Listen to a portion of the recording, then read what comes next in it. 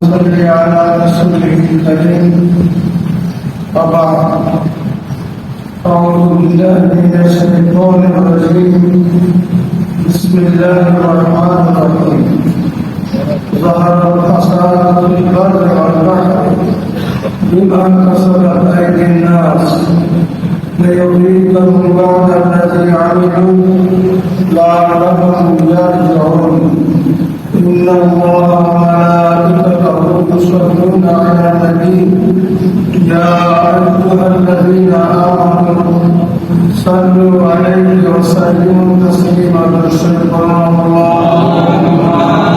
صل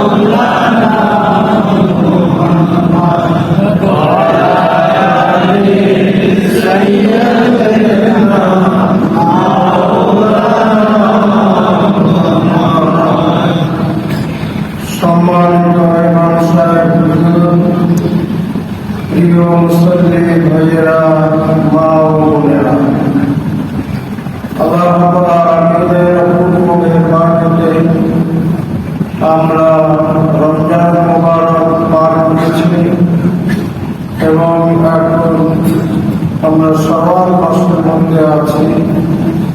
আল্লাহ আমাদেরকে জুমা নামাজ আদায় করার জন্য তার ঘরে আসার তৌফিক এনায়েত করেছেন।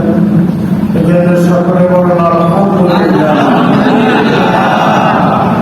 প্রিয় ভাইয়েরা আমার, আজকে একটা বিষয়ের উপরে আপনাদের কাছে আলোচনা করতে চাই। সেই বিষয়টা এই যে বাংলাদেশের ঢাকা শহরে কঠিনতম প্রচন্ডতম গরম দাবদাহ চলছে, বৃষ্টি নাই, মানুষ ছটফট করছে। শ্রমিক যারা খেটে খায়, যারা রাস্তাঘাটে কাজ করতে হয়, তাদের এক কঠিন অবস্থা চলছে। কঠিন অবস্থা কেবলমাত্র ঢাকা শহর নয়, গোটা বাংলাদেশে বৃষ্টিহীনতা প্রচন্ড দাবদাহ চলছে। মাছ মরে যাচ্ছে, মাছের পোনা যারা মাছ চাষ করে আপনারা পত্রিকায় দেখেছেন, তা মরে যাচ্ছে। লিচু ফুল আমের ফুল ঝরে যাচ্ছে। এরকম যদি চলতে থাকে তাহলে পরিণতি ভয়ানক হবে। এই আল্লাহ 42.4 বা 43 পর্যন্ত এই গরম দিতে পারছে, সে আল্লাহ কি আর 5 ডিগ্রি বাড়িয়ে দিতে পারে না? পারে। 10 ডিগ্রি বাড়িয়ে দিতে পারে না? তাহলে কি আমরা জীবিত থাকতে পারবো? আমরা জীবিত থাকতে পারবো না। কাজী এই বিপদ দেয় কে? বৃষ্টি দেবে কে? এই প্রচন্ড গরম দূর করবে কে? সে আল্লাহ অবাধ্য হলে বিভিন্ন সময় বিভিন্ন জাতিকে আল্লাহ নষ্ট করে দিয়েছে। কিছুদিন আগে, এই সপ্তাহখানে আগে পত্রিকায় বললাম যে ভূমধ্য সাগরের তলদেশে 8,000 বছর আগে তৈরি করা এক শহর পাওয়া গেছে। তাহলে সে শহরে জনপদ ছিল, লোক ছিল, কিন্তু আল্লাহ অবাধ্যতার কারণে সেই শহরকে আল্লাহ ধ্বংস করে দিয়েছে, যা 8,000 বছর আগে সাগরের তলে পাওয়া গেছে। এরকম আল্লাহ রাব্বুল আলামিন বহু জাতিকে ধ্বংস করে দিয়েছেন। আর জাতিকে আল্লাহ ধ্বংস করে দিয়েছেন তারা প্রচন্ড ক্ষমতাধর ছিল। হযরত হুদ আলাইহিস সালামের জামানায় নবী আল্লাহ রাব্বুল আলামিন কোরআন কারীমে সেই ঘটনা উল্লেখ করেছেন।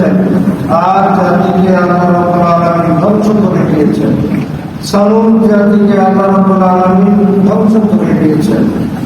মরুভূমির দেশ ইরান, সেই মরুভূমির দেশে আল্লাহ রাব্বুল আলামিন নূহ আলাইহিস সালামকে পাঠালেন হেদায়েতের বাণী নিয়ে। মানুষদেরকে আল্লাহর পথে ডাকলেন। 900 বছর 950 বছর পর্যন্ত দাওয়াত দিলেন, কিন্তু আল্লাহর পথে আসলো না। আল্লাহ রাব্বুল আলামিন তখন বললেন, তারা যদি আমার পথে না আসে, নূহ জানিয়ে দাও, তাহলে তাদের উপরে প্রচন্ডতম পানি বন্যা, পানির প্লাবন, মহাপ্লাবন সৃষ্টি করা হবে। তারা হাসতে লাগলো। যেই মরুভূমির মধ্যে পানি নাই, সেই মরুভূমির মধ্যে মহাপ্লাবন তৈরি হবে কেমনে? নূহ আলাইহিস সালামকে আল্লাহ বললেন, কিস্তি তৈরি করো, যারা ঈমান আছে তাদেরকে এবং পশু পাখি একজোড়া করে তুমি সাথে দিয়া সেই জাহাজে উঠবে। কিস্সা দিয়া শেষ পর্যন্ত তারা ঈমান আনলো না। ঈমান না আনার পরে আল্লাহ রাব্বুল আলামিন মহাপ্লাবন দিয়া নূহ আলাইহিস সালামের বন্যায় সমস্ত পৃথিবীকে ধ্বংস করে দিলেন। কেবলমাত্র যারা ঈমান এনেছিল তারা রক্ষা পেল। এই কিসসা আপনারা শুনেন না? যেই আল্লাহ মরুভূমির মধ্যে মহাপ্লাবন দিয়া সমগ্র পৃথিবীকে ধ্বংস করে দিলেন, সেই আল্লাহ আছেন না? তাই আমাদের অবদ্ধতার জন্যে, কুফরির জন্যে সেই বন্যা, সেরকম বন্যা কি আল্লাহ দিতে পারে না? তাহলে কি আমাদের বেঁচে থাকার কোন উপায় থাকবে না? আদ জাতি, সামুদ জাতি, তাদের মহা শক্তিশালী পাহাড়ে, তারা পাহাড় খুঁজে তারপরে শহর বানাইছে। সেই জাতির কাছে আল্লাহ হুদ আলাইহিস সালামকে পাঠাইলেন, বললেন, আমার পথে আসো, ইসলাম গ্রহণ করো, ঈমান গ্রহণ করো। তারা উপহাস করলো, ঠাট্টা করলো। আল্লাহ রাব্বুল আলামিন এই প্রচন্ড শক্তিধর বিরাট গায়ে অপরন্ত শক্তি, গুনাহ হিকমতের অভাব নাই, পাহাড় খনন করে শহর বানাইছে, তার নিদর্শন আছে।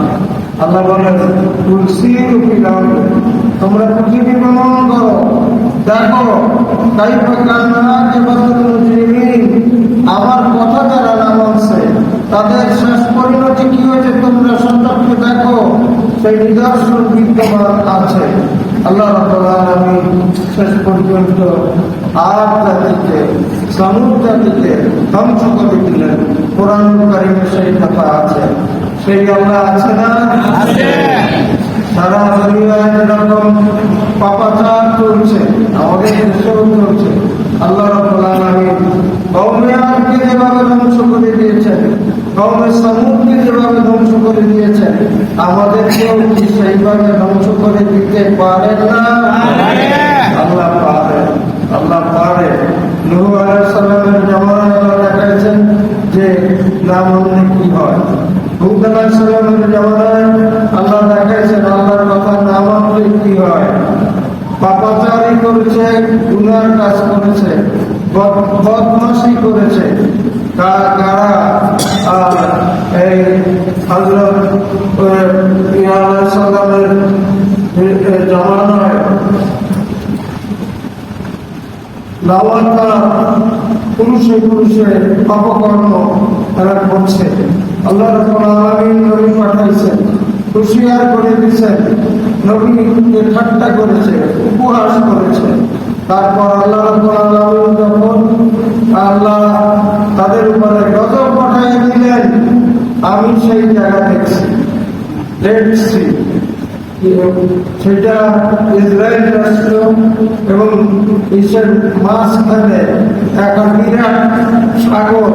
আল্লাহ রাব্বুল আলামিন জমিনকে উঠাইয়া ওর অধিবাসী সহ মাটির নিচে দখল করে দিয়েছে। এখনো সেই জায়গা ছোট্ট নয়, বড় দেখা যায় না।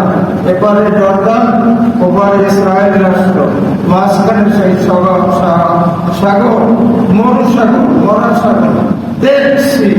আল্লাহ রাব্বুল আলামিন দেখাইছেন। নিজে দেখছি, হযরত মাওলানা আব্দুল মান্নান সাহেবের সাথে 2-3 বার গেছি, দেখছি আল্লাহ রাব্বুল আলামিন কিভাবে একটা জনপদকে মাটির উপরে উঠাইয়া নিয়ে উপর করিয়া ফলাইয়া সেইখানে একটা হ্রদ বানাই, একটা সাগর বানাই দিয়েছে। দেখছি মরুসাগর নামে যা প্রসিদ্ধ, সেই আল্লাহ কি আছে না? সেই আল্লাহ কি পারে না? আল্লাহ পারে। আল্লাহ রাব্বুল আলামিন ফেরাউনের কাছে হযরত মূসা আলাইহিস সালামকে পাঠাইছে। ফেরাউন খোদাই দাবি করছে, আল্লাহ রাব্বুল আলামিনের বাণী শুনেছে।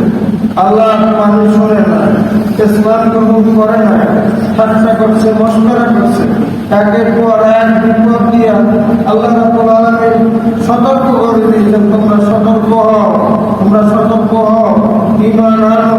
কোন সময় ব্যাগ পাঠাইছে, কোন সময় পাঠাইছে হযরত মূসা মুজিজা দেখাইছে। কোরআন কারীম সে সমস্ত কথা আছে। আল্লাহ বলেন হযরত মূসা আলাইহিস সালামের বাবা তিলকা বিয়ামিনিকা ইয়া মূসা, মূসা তোমার হাতে কি? আমার হাতে তো লাঠি। قال هي عصاي أتوكل عليها وأهش بها على غنمي ولي فيها مآرب أخرى।